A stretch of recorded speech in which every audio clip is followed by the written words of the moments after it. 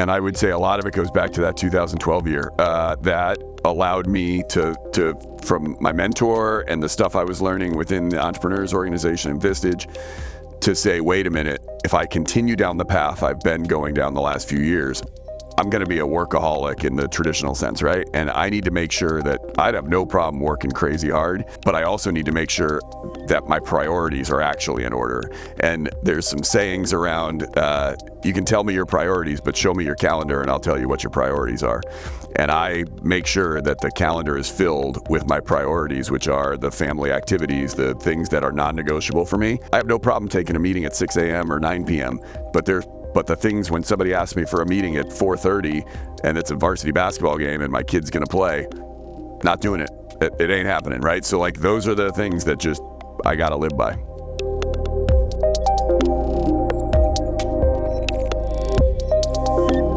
In this episode, John Bly breaks down the year that changed everything for him, 2012. What started as a small accounting firm operating out of his house became a full multi-office company with more than 50 successful acquisitions. John shares how working with a mentor, reflecting on his early years, and writing his first book helped him see a bigger future than he ever expected. He explains how he balanced growth with family, using systems, culture, and strong values to scale without losing control of his time. We talk about the lessons learned from failed deals, why company culture matters more than financial numbers, and how he built a repeatable playbook for M&A that now defines his firm's success. John also shares practical insights on leadership, development, how to retain talent through organizational growth, and why intentional decision-making is key to building something sustainable. It's a conversation about real growth, what works, what doesn't, and what it takes to keep your priorities straight while your company expands faster than you ever thought possible. Stay tuned until the end to hear how John structures his time, manages pressure, and keeps values at the center of everything he builds.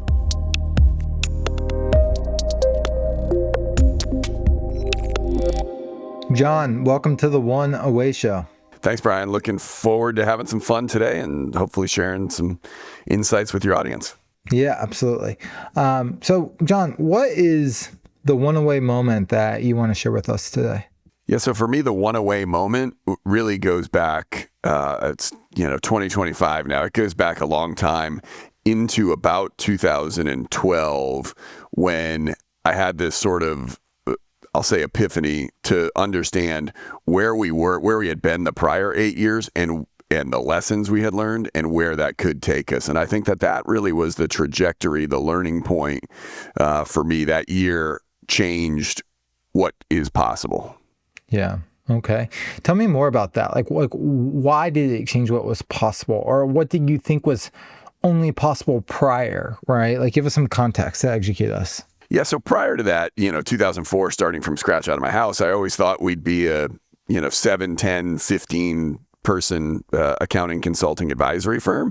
And if you sort of fast forward, we had outgrown that already by 2012. But a few things happened in 2012. I had the opportunity to engage an actual mentor where I was spending about 5 days a year with them, a couple days in New York, a couple days in Charlotte. And they were about 20 years ahead of me where they were in their career. And I did that for a few years, and that really helped me open my eyes to what's possible. I also looking backwards, as Steve Jobs said in his famous Stanford graduation, sometimes you can only connect the dots backwards. I looked at what we had done over 8 years and compared that to many other firms, and that wasn't really something other firms had been able to do. And so I realized that we were onto something around M&A and growth. And then sort of the third thing that happened in 2012 was I met what became my publisher at the time, and started thinking about writing a book. And those three things sort of opened my eyes to what's possible. Wow. Okay. So it seems like the limitations of like the current construct of like what you thought you could be, like you found a way to maybe do away with those limitations, and you found another avenue to maybe outgrow those limitations in your wildest dreams. And then obviously, the whole thought leadership side and books and all the things, right? Which adds on to the fire. What, like, if you go back to like that period where maybe you didn't know, or you knew there was something more? Like, what was driving, like, what was at the core of you saying, I don't want to be standard. I don't want to do what everyone else is doing. Like, what was driving that? And then how did you uncover or get to the realization that there was a different way? Yeah, that's a good one. I would say what was driving it was 2012. I had 3 young kids, and I was thinking about how to do things differently. How do I spend time with family while growing a business? What are the things that I can do?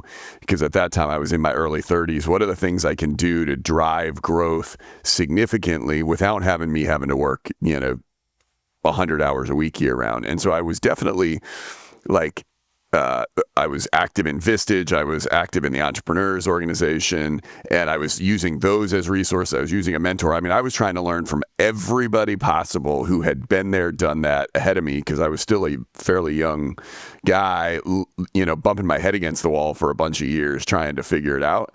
And what was driving me was really those things, and then realizing that we could be something special. We didn't have to be just the firm down the street who had 10 people. We could be something significantly different than that. I think I've always been significantly type A. I've always been driven by growth, and I'm not, it's not about money to me. It's about providing opportunities. And I loved what we could possibly do from 2012 into the future for our team members. And that really drove it. Yeah. It's so interesting. I mean, you didn't start about opportunity and growth. You started with, I have the constraints. I have 3 kids and a family. And if I don't want to be a struggling father and provide opportunity, like, we got to think outside the box a bit. And like, the byproduct of that, I'm sure, has contributed to, many more good things than bad things since 2012. So I find that to be super interesting. And so I guess my question to you is, like, you uncovered this M&A route to make more money, create more opportunities, be a better provider for the family. What did you have to learn? When you dove in to this, let's say, black box for the first time, when you think to those early days, what stood out to you? What were the things that you had to kind of extract so that you could then begin applying those lessons, right, to how you built your business moving forward? Yeah, I think I'm going to take us way back. I think it actually, when I've reflected on this over the last, decade plus, I think it actually goes back to when I was like 12 or 13 years old. I had a paper route, and I kept acquiring. I'm putting that in, sort of a word phrase, but I started with 40 papers, and I did so well that they gave me more. They gave me another route, and I just kept growing. And I ended up with like 600 papers I was delivering every morning at 4:45 a.m., 7 days a week.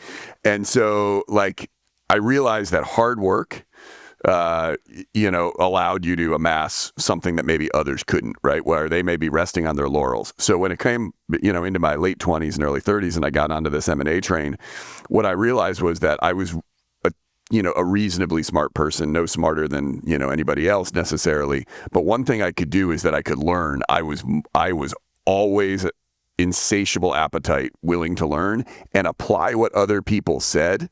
That's something that I don't think a lot of people had. I think that allowed me to take what other people were doing, apply it to myself, and then actually execute on M&A. And then the third thing, at that time, especially when my kids were either not born or had just been born, I was willing to outwork just about anybody. So it's not an easy process. Well, it might be easy. Many people don't do it because what's that saying? Work shows up in overalls, and that's why people don't see it, right? Like, it's really hard, and it took a lot of effort. It's interesting.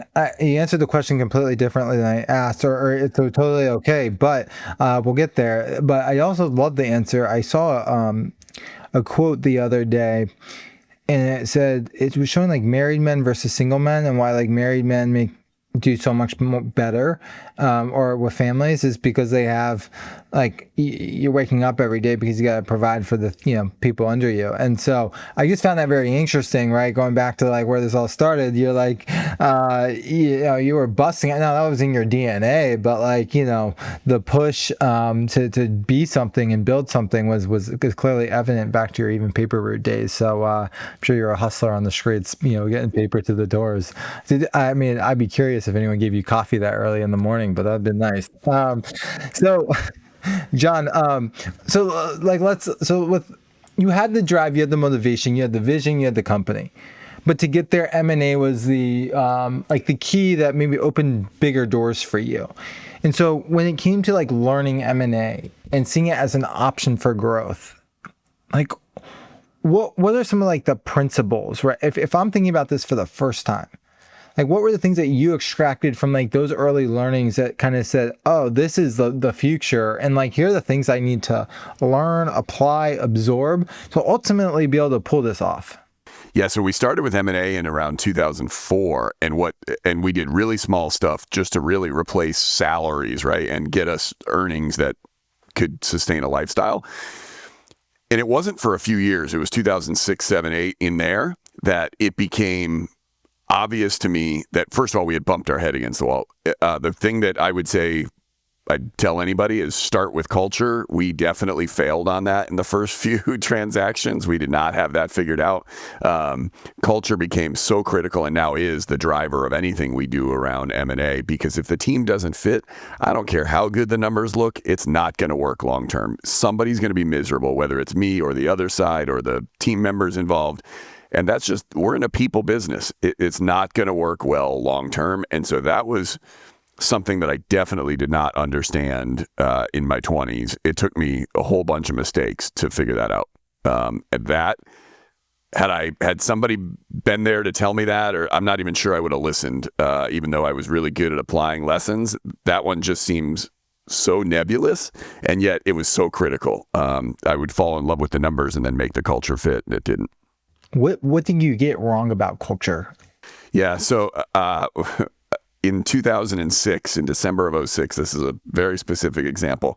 In December of 06, we were about 13 people, and we were acquiring a firm that had about 5 or 6, and we showed up to announce the transaction with the seller and us to their team members.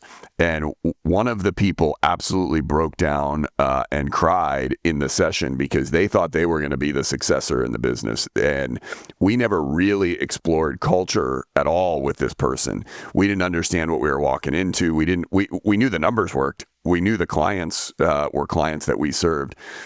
What we found was that the culture was totally different. They didn't care. The owner of that business did not really care about their team members. They weren't investing in the people.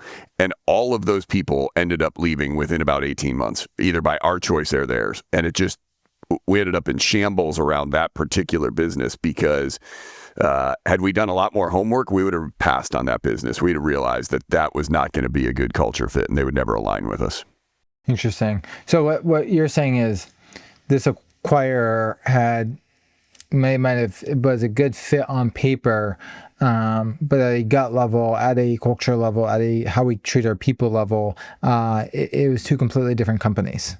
Yes, totally. I mean, we run a fairly empowerment, leadership, coaching, mentorship type environment, and developing people and caring, and that was not at all. They were get your work done, don't talk to anybody, leave the office. It was totally different. Yeah, understood. Wow, very interesting. So what I'm hearing you say is like good culture led to good people performing, which led to good profit. And it's not like we just arrived at profit and then use profit to drive M&A. It's like, it sounds like what I'm hearing you say, we started with our people first. Just as culture is part of this M&A discussion, right? Especially if you're bringing other companies into that culture as well over time. Like, what are the bedrocks in your eyes of having a, grade A culture? So I think it's a few things. For us, at least, it's talking about it regularly. It is actually implementing and executing. It's the stories we tell, and it's bringing in people who also align with that, who are passionate about that. And it's pushing away the people that aren't. And that's okay. I mean, we have fundamentals in our business today that we live by, that we execute on a weekly basis, both in, stories we tell. So this week's fundamental is work smart. So every internal call with more than 3 people starts with a 60-second where somebody talks about what work smart means to them. And that's, how we start every meeting internally this week. Doesn't matter who's on the call. And living it gets the stories told. And then for like how I meet somebody, when I think about the first couple of meetings with a potential target that we may merge in, if I leave that 2-hour lunch or 2-hour happy hour or whatever, right? I mean, not a Teams call, but an in-person meeting, because we're going to invest, some significant dollars in this acquisition. If we leave there and we're like, I don't know that I ever want to have lunch with that person again, there is no need to continue going any deeper on diligence or figuring out if the numbers work. It's not going to work long term. I think go ahead. As you say, it just doesn't make sense long term. I mean, we have to make sure that that we can enjoy each other's company to be able to, because the leader usually, I would say every time I've seen, but I'm sure there are exceptions, the leader has people who are like them back at the office. That's who they hire over a period of number of years. Yeah, absolutely. I mean, I think it's so, somebody gives such a keen eye for the kinds of people you want. And that, hey, if we're going to bring in another company, like we want to jive with these kinds of people as well. It sounds like, let me ask you some cold hard facts. How many acquisitions have you done over your career? We've done 50. 50.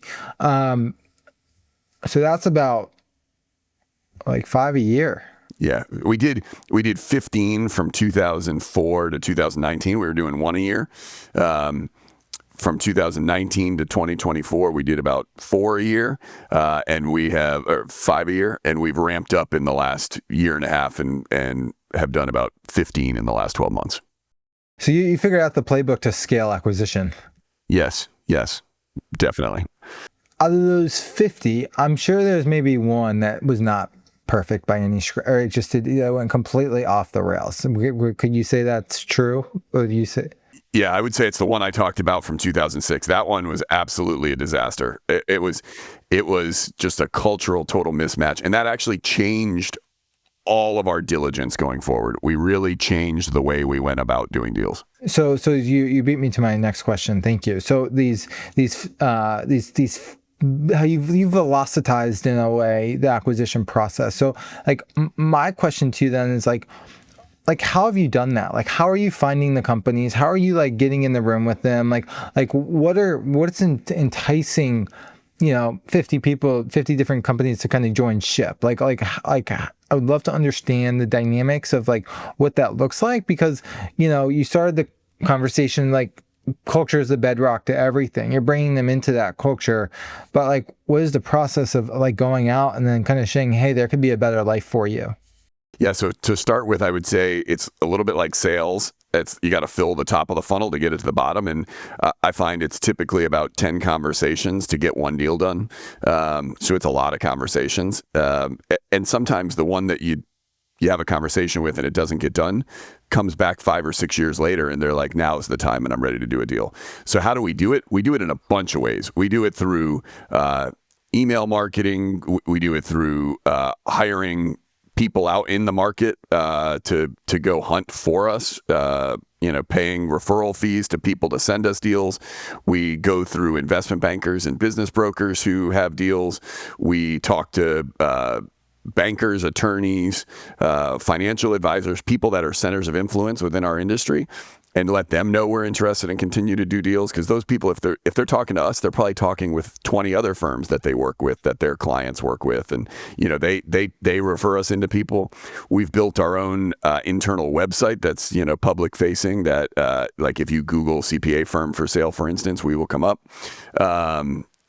Lots of things that we're really, really proactive.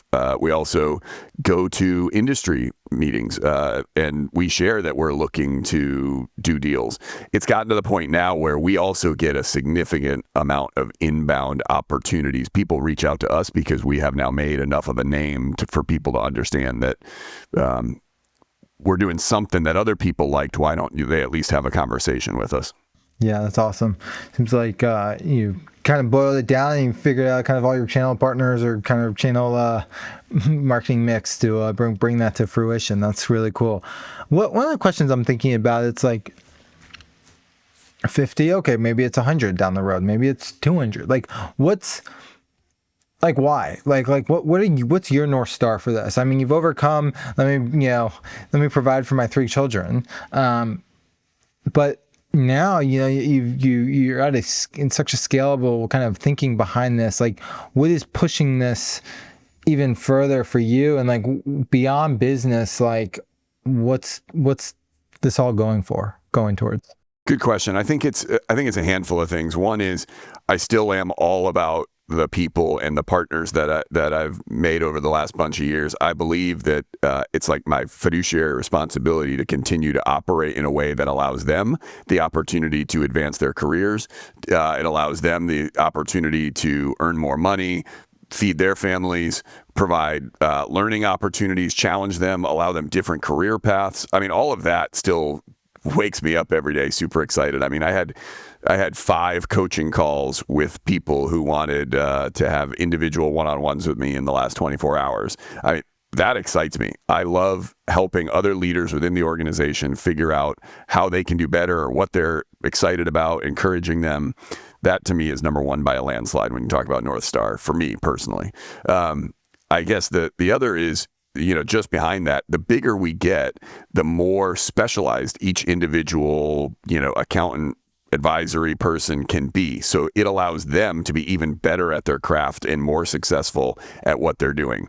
When you're small, you sort of have to do everything. You got to, empty the dishwasher at the office, and you got to, get the fax machine in the early 2000s, right? I mean, it's everything. As you get bigger, you can do just tax, you can do just audit, you can just serve a very niche segment. So we have, people who just serve manufacturing clients or just serve dental organizations. I mean, those are the sorts of real specialization.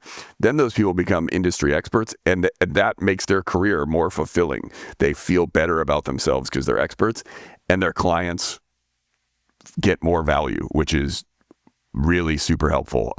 As we've grown, we try to be a one-stop shop as much as we possibly can be for the small to mid-size entrepreneurial companies across the country. Yeah, it's awesome. I mean, I think it's I love how you're like talking about this. This is about providing more opportunities for the people that you're bringing into the orbit.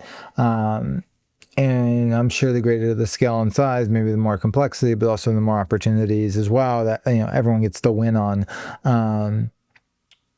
When you think about, like, you talk about there's more opportunities for the people, like through this M&A strategy, like, if you don't mind me asking, like, at the size and scale that you've built, like, how have you thought about engineering the structure of the business to create opportunities? Like, what can you do now at the size that you're at that maybe you couldn't do 20 acquisitions ago?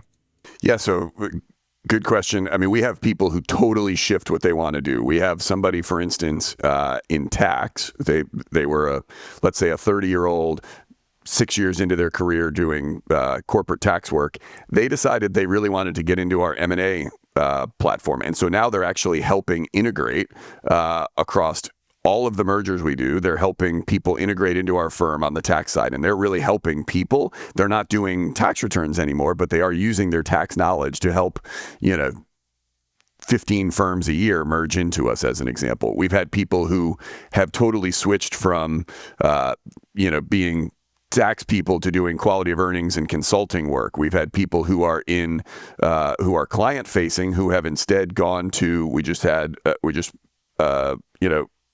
changed somebody out to be the new COO of the organization, right? They went from client facing to the chief operating officer. So those sorts of things allow people the flexibility. When we were 10 or 15 or 20 or 25 people, if they wanted to get involved in something that we didn't currently offer, it meant they had to leave the company. Today, they do not. If they like Aprio, they can stay within the organization and find a new role. And they know that we're changing and evolving rapidly enough that if it's not available today, all they have to do is raise their hand, and we're going to make it happen in the next 6 or 9 months.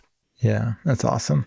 I think it's neat. I mean, obviously having the ability to switch opportunities, roles, things you do, learn, grow, tap different sides of the business.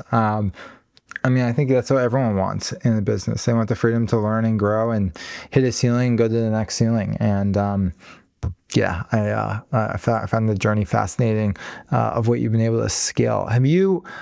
Yeah, I mean, I'm going to say that we've had people that have been with us since the early 2000s, and if we'd have stayed smaller, I do not think they'd still be with us, and I don't think we could have provided them with the career opportunities for certain. I mean, I'm thinking of 4 or 5 people who have now been with us for 21 years who there's no chance that they could have the income they currently have, the opportunity, the learning that if we'd have stayed smaller, they wouldn't be here. For sure. I've been thinking a lot about like the idea of a business being a container, and the size of that container is going to limit what you can do inside of it. And you kind of have to create new constructs of that container for more things to be able to happen. And sometimes you don't realize the container you're creating. Or sometimes you do, and you're like, I need something 50 times bigger. And like, I think that's pretty awesome. So talk to me about like, maybe I have a bunch of questions, but like an employee growth story. Like you mentioned that one person for the 4 to 5 people, but maybe like, who's one person, if you wanted to call it out and create a story here, like who is like a person that has like really grown through the ranks with you, has been able to ride the wave, and like because of that container that you've exponentially multiplied, their life has also been exponentially multiplied? Yeah. So, I mean, we have somebody who's been now 22, 23 years, going back to a firm that we merged in 2006, who was part-time at the beginning in an administrative role. Super smart person, really hardworking. Then they got to full time because we got big enough they could switch to full time. Then that was 2006 or so. By 2009, they got into a leadership position of, again, we were only about 20 people at that time, so leadership within an organization of 20. They continued to elevate and have more people reporting to them over the next decade. And by 2019, when we did our largest merger, when LBA and Strand merged into Aprio, we then she got the opportunity to then get into a different group within the organization, and now has a role that's national. I mean, she's leading an infrastructure group. When we do transactions, she's leading all of the integration around tax, and it's given her incredible career opportunities, learning, doing what she loves, which is working with people and helping them, but also she gets to do something new like every 6 weeks, which she also loves, and income potential. I mean, she's making significantly more than we could have paid her when we were 15 people. Yeah, that's awesome. I definitely resonate with that, and how I'm thinking about things right now. So I appreciate you sharing me what life could be like in 10, 15 years or 5. Yeah, I mean, in 20-something years, she's had like 6 different roles, all of them because we grew. Had we stayed the same size, she probably wouldn't be here. Yeah, that's awesome. What about you? Like, what your background and journey? Like, why this space for exponential scale and growth? You could have picked any other industry and probably done something similar, but you've kind of cut your teeth here. Like what about this vertical met you and your kind of strengths and skill sets, and then also you saw the opportunity for the scale in which you've decided to build? Yeah, so 2 things there. One is at the beginning, my dad is a CPA by trade. So is one of my cousins. So growing up, I was around it. So that sort of made sense to me. Also, it's a little bit of an age thing. So I graduated from college in 2001. If I had graduated maybe 6 years later, I probably would have gotten a degree in entrepreneurship. It was just not a thing when I went to college in the late 90s. It did not become a thing till a few years later. I didn't even know that was honestly a thing. And then it became a thing. And so maybe my career path would be different if I was 5 or 6 years younger. So when I got into making this the thing as I grew, it really came down to your competitors. As we joke sometimes, the best thing about being in accounting sometimes is your competition is other accountants. And, we say that sort of jokingly, right? But, with the stereotypes, besides the movie The Accountant, which is a pretty good movie, the rest, you see all sorts of memes and, comedy about accountants. And so it's a real opportunity to change up the game and do something different in a what is theoretically a static, maybe not exciting, not sexy profession. Yeah, awesome. I love what you said about, if our competition's accountants, that's pretty good. And then where college is and how it's evolved and transformed. I almost wonder, I've been thinking about this too, like if colleges have created the entrepreneurship major, because in a sense, like they're a business and they're trying to bring students in, and it's like, but probably that focus on what you graduated with, is attributed to that niche level of like what you're doing today. So, in retrospect, it might be a good thing that you graduated 6 years prior. Yeah, and I give a lot of credit to my college roommates' parents, honestly. I didn't know entrepreneurship, but every single one of them, I had 6 college roommates throughout my entire 4 years at Bryant University, and every single one of their parents owned their own business. And growing up in high school, I never met anybody who owned their own business. So I learned a lot in those 4 years hanging out with my buddies and their parents over those 4 years. That's cool. It sounds like good buddies to surround yourself with, for sure. Always learning from other people, makes it a lot easier. Yeah, for sure. John, when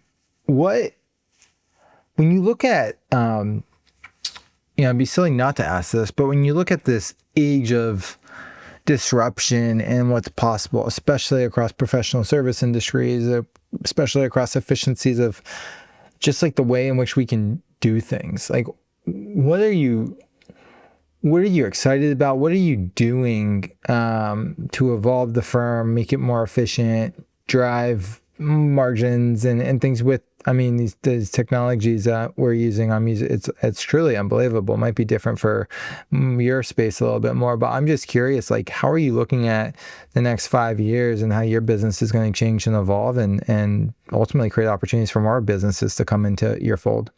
Yeah, I think when we look at what's happening currently in data transformation and technology transformation, AI, bots, all that sort of fun stuff, we look at it as an incredible opportunity. We think it's going to help our clients have better data, so we think they're going to be more successful in the future. We think they're going to bump their heads against the wall less, which is awesome because that's what we want. We want our clients to be more successful.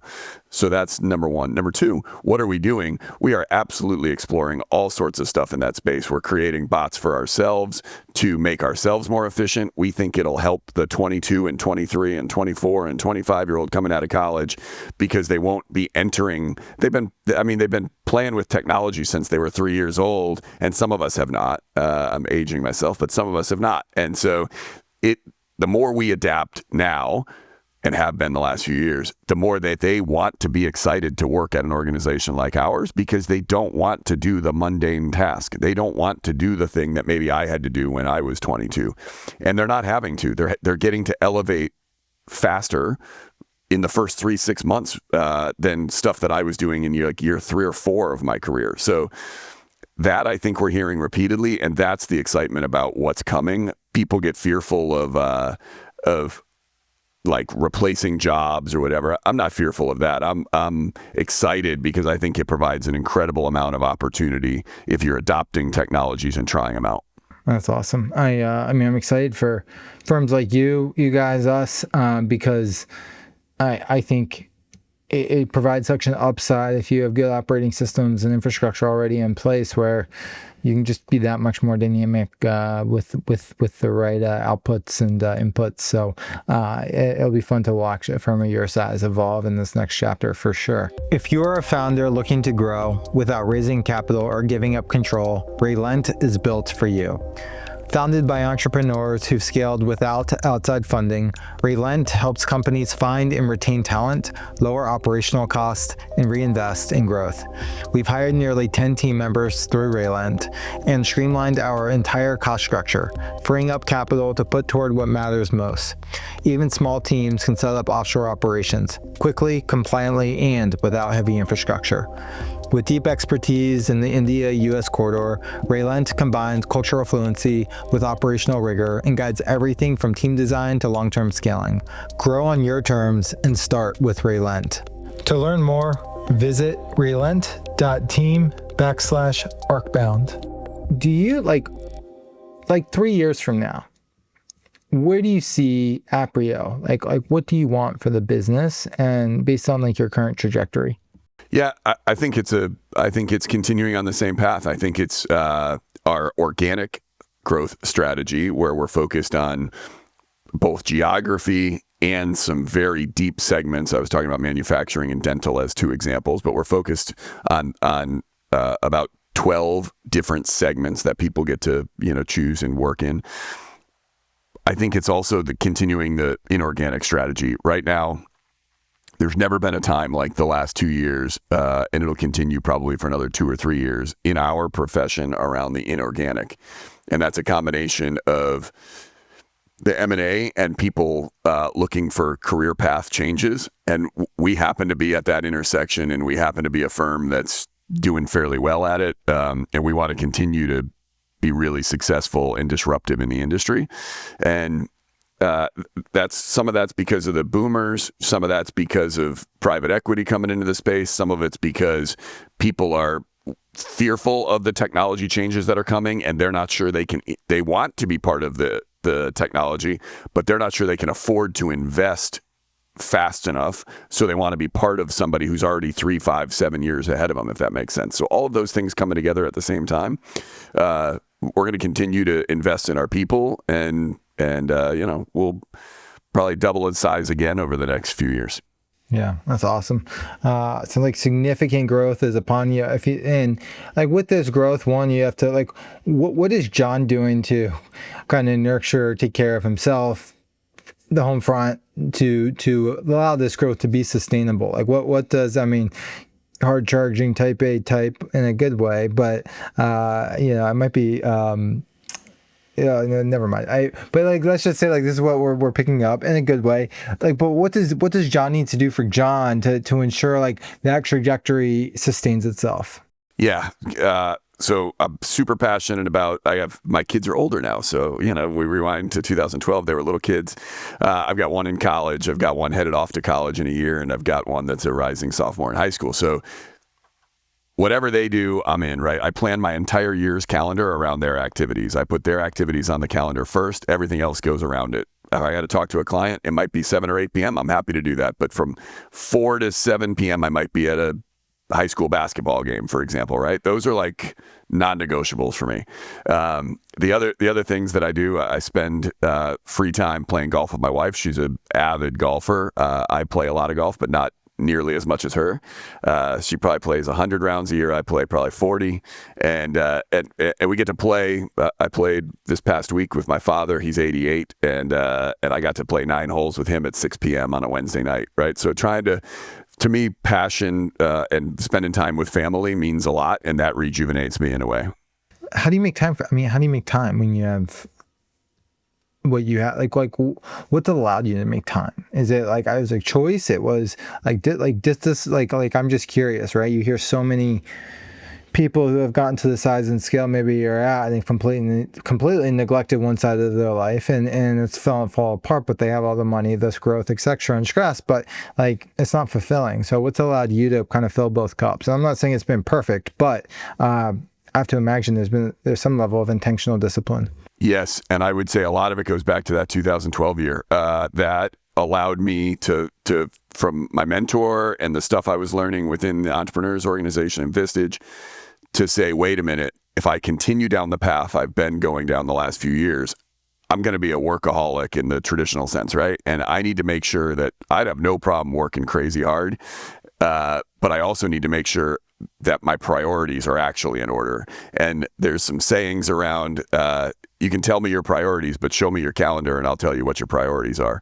And I make sure that the calendar is filled with my priorities, which are the family activities, the things that are non-negotiable for me. And then everything else fills around. I have no problem taking a meeting at 6 a.m. or 9 p.m., but the things, when somebody asks me for a meeting at 4:30 and it's a varsity basketball game and my kid's going to play, not doing it. It ain't happening, right? So like those are the things that just I got to live by. That's awesome. I feel like you really put some good values first and live by those values. And you have a culture at home, a culture at work, and you execute the behaviors around it to the best of your ability. John, what have I not asked you? Like what is like kind of like beating at you where it's like, I wish Brian asked me this and like I could talk about it? Like take me there. I think it's in, using M&A as a growth strategy for any business. I think when people think about growth generally, not all people, but a lot of people think of growth as sales and marketing. And I would argue that it's a three-legged stool and it includes M&A. That does not mean that M&A is for everybody, to be clear, but it ought to at least be considered and explored before you say no. And people think that if you're buying a small business, a business, say, that is valued at under $3 or $5 million, they think it's really hard and they think I need to have $5 million in my hand to buy that business, or it's really hard. It is not easy, but you do not need an all cash to get a deal done, right? The federal government backs SBA loans, the Small Business Administration, and in those parameters, in the sub $5.5 million business size, it's actually almost like buying a house. So it's not impossible to do, and people don't even think of it as a growth strategy. I like it. So you have sales, you have marketing, and you have M&A as a growth strategy. So let's just say I got a business humming, I have rock solid, operation, sale, all the things at like 20 employees. And it's like John comes and taps me on the shoulder and says, "Hey, we should think about M&A to take this business to 500 people." How do you get started? You get started by thinking about, I think you got to think with the end in mind, like you as a human, like the leader of that organization. Do they actually want to run a 500-person organization? There are some people who really don't enjoy that. A guy that I met about 20 years ago in the Entrepreneurs Organization had built like 6 companies. And he said when he saw somebody in his office that he didn't know their name, that was when he knew he had to sell. And he did that 6 times. He didn't like being in an organization that was so big that he didn't know every single person. That's challenging, right? So you have to understand who you are as a person. Now, let's assume that the person actually is like, yes, I really love working on serious strategy, because you have to go from 20 people to 500, you have to not be a control freak. You have to be willing to delegate. You have to be able to be a leader and a mentor to a lot of people. And you've got to be able to, fly at a much higher level. When you're 20 people, you can sort of put your hands in everything. And when you're 500, you can't even name all the 500 people. So that makes a lot of people very uncomfortable. I think that's step one, is really making sure you begin with the end in mind and think about, is that really for me?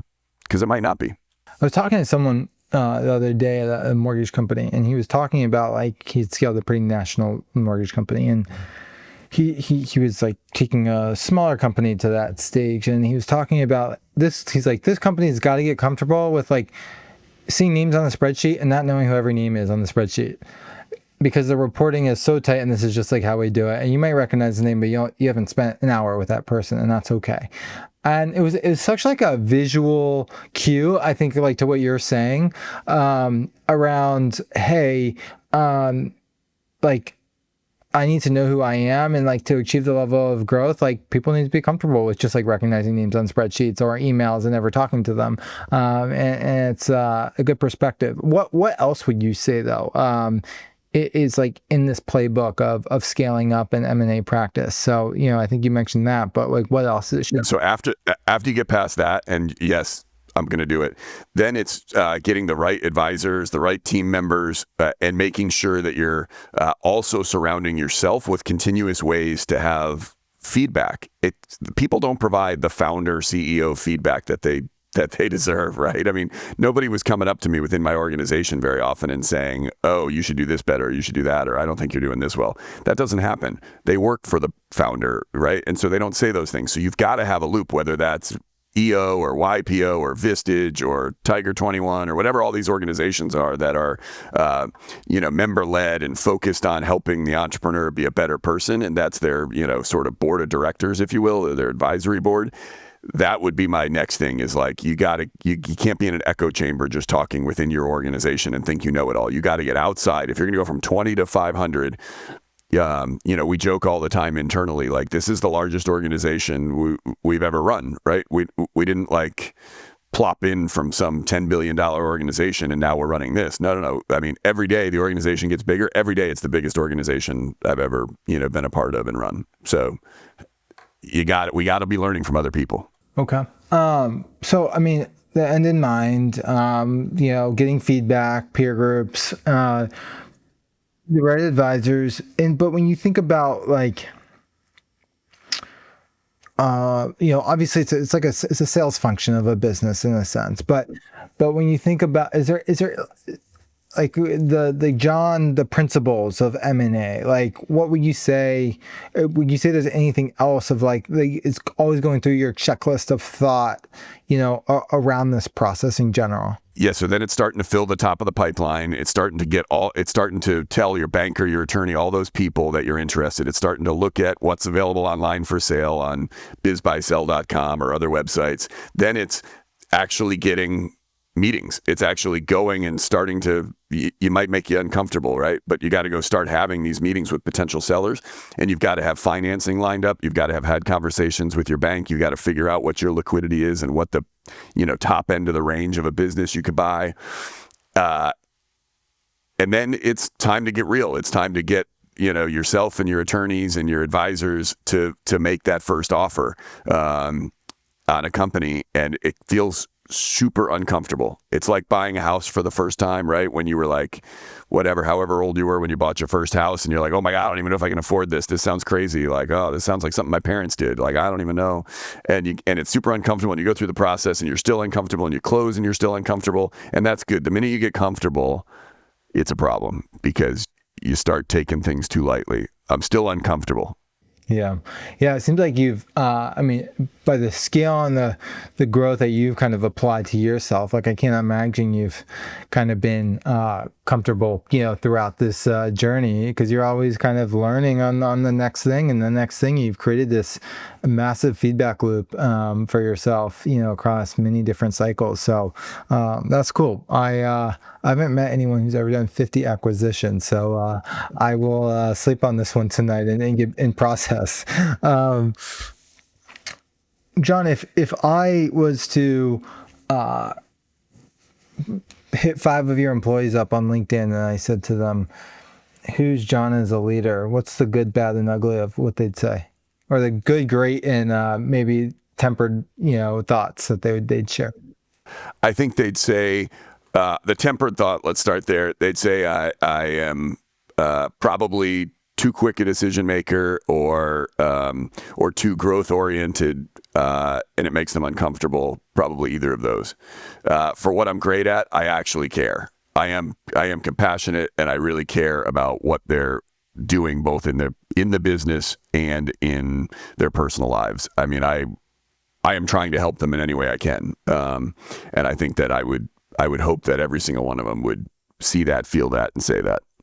Okay. I was going to ask you this earlier in the conversation, and maybe because I've learned some hard lessons myself through this, and I'm not saying you have, but like, do you ever feel like you do move too quick, or you're too impulsive around things? Like, how do you manage that? Because what you've done is quick and fast, and I'm not saying it's wrong, but like, I've also made mistakes personally at a much smaller size of going too quickly. So like, I'm not saying you've gone too quickly, but like, have you made mistakes going too quickly? And like, if so, like, how have you learned maybe behaviors to maybe not make those mistakes at the size and severity of like the learning that you had to go through?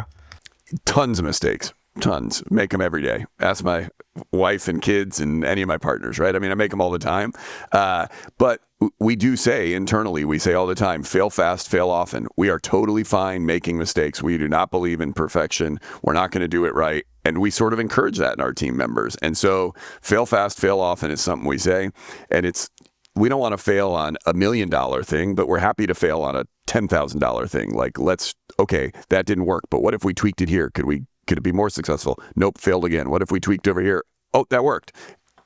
Now we can double down. So we take small bets a lot, see if it works, try things. It worked, try it a little bit bigger thing, worked, now scale it out. That's sort of what's been working for us. I'm not saying that's perfect, but it's what works for us. But definitely lots of mistakes. There's no way around it. Yeah, for sure. I mean, I like the yeah, I do make mistakes, and yeah, my kids and wife will tell you, and I'm gonna get better, and expect to keep making them, but I'm gonna do the best I can. I think that's a pretty nice way to look at life as well. I think I get a lot of grace because I admit when I'm wrong. I don't try to be hiding behind it. I'm like, ugh, we totally botched that, or I'm sorry, I'll get it right next time. You got to, and so I think that goes a long ways with both my family, because I do that at home, and with my team. Lessons in ownership, for sure. I saw a post in recently, and it said 9 relationship principles to live by. And for you, where you have to make relationships, you have to be a good leader. You do care. What would you say your top 3 principles are for leading the life you want and building the relationships around you that you want? So these work for me. They probably don't work for everybody. But intentionality, you said it way earlier. I'm super intentional about who I spend my time with, about why I spend my time on things. To your comment, how do I get it all done? It's because I say no to a lot of stuff. I say yes to just the stuff I can be impactful on. So I'm really intentional. I would say I'm also very trusting, probably to an absolute fault. I trust immediately. You have to, really screw me bad for me not to trust you. That's just who I am. I'm also very loving, probably to a fault as well, right? I mean, the people that are surrounded by me, not just family, but friends and partners. I mean, I absolutely love them, and I hug everybody. I mean, I'm a hugger. So those things are important to me. That's not for everybody. And if I were to add one more, I'd say I'm genuine. You get the same version of me on this. You're going to get it from me at the pool later if we're hanging out, Brian, and you're going to get it if I'm the keynote speaker at an event with 10,000 people. You're getting the same thing. I can't be 3 different people. I'm the same person 24/7, no matter where I am. Hardcore, a hugger, inconsistent at being hardcore and a hugger. We'll call it a day.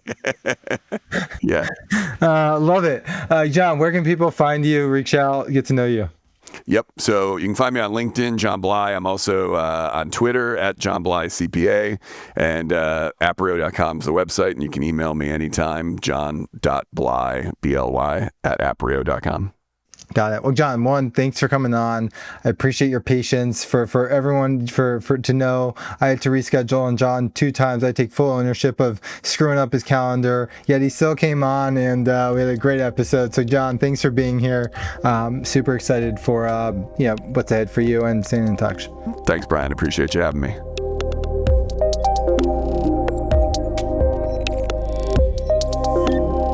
John Bly's story is a clear reminder that real growth doesn't come from luck. It comes from consistent learning, calculated risks, and strong culture. He walked us through the lessons that came from mistakes, the power of surrounding yourself with good mentors, and the importance of putting people before profit when scaling any business. His experience proves that the right approach to M&A isn't about deals on paper, it's about how well teams align once the ink dries. It's also about leadership that adapts, accepts feedback, and admits when it's wrong. What stands out most is how he's done it without losing focus on what matters at home. Scheduling family first, maintaining balance, and keeping integrity first at the center of his leadership have made his growth sustainable. If you took something valuable from this episode, take a moment to leave a review and share it with someone who's building a company, leading a team, or trying to grow without burning out. It's how we keep these stories reaching the right people. New episodes release every Tuesday and Friday. Make sure to follow so you don't miss what's next.